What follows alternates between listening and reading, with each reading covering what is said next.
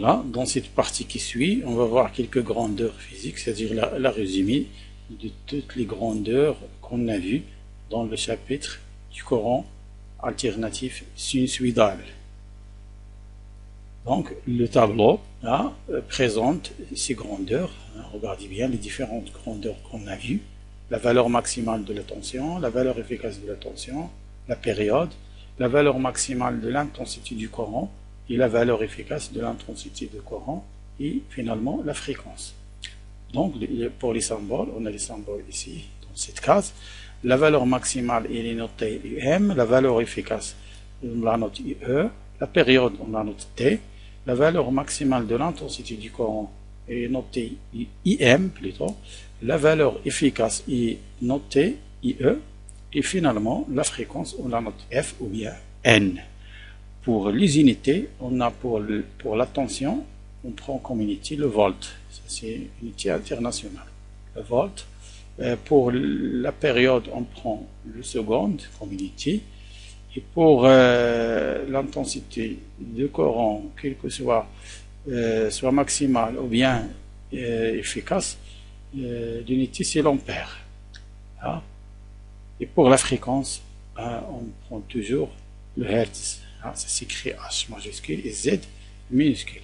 Pour les appareils de mesure, à l'aide de l'oscilloscope, on mesure la valeur maximale de la tension et la période, et aussi la valeur maximale de l'intensité du courant, et on peut déterminer aussi la fréquence à l'aide de l'oscilloscope à partir de la période. On calcule d'abord la période et on applique la relation F égale à 1 sur T et on trouve la fréquence.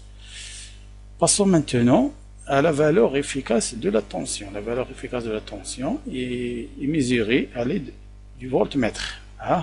Et pour l'intensité efficace, elle est mesurée à l'aide d'un ampère-mètre.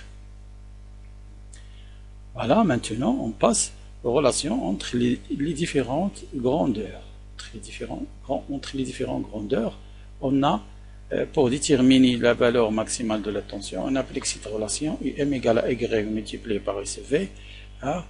On a vu que SV représente la sensibilité verticale et Y représente le nombre de divisions correspond à l'amplitude, ou bien qui correspond à la valeur maximale. On passe maintenant à la valeur efficace. On calcule la valeur efficace à partir de la valeur maximale en appliquant cette relation IE égale à UM divisé par 1,41. Et ensuite, on a la période T égale à X multiplié par SH. Qu'est-ce que c'est que SH? On a déjà vu que SH représente le balayage, ou bien ça s'appelle la sensibilité horizontale. X correspond au nombre de division qui représente la période T. Ensuite, on a la fréquence est donnée par la relation F égale à 1 sur T. La condition de prendre T en seconde, si on cherche la fréquence.